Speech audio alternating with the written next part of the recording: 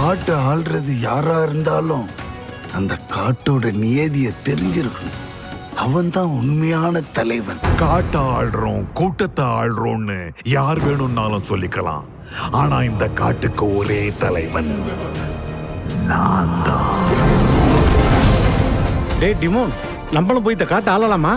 போம்பா போம்பா, நம்ம காட்டை ஆள பிறந்தவங்கல்ல, கவலை இல்லாம வாழ பிறந்தவங்க. இந்த காட்டை ஆள ஒரு கூட்டம் இருக்கு.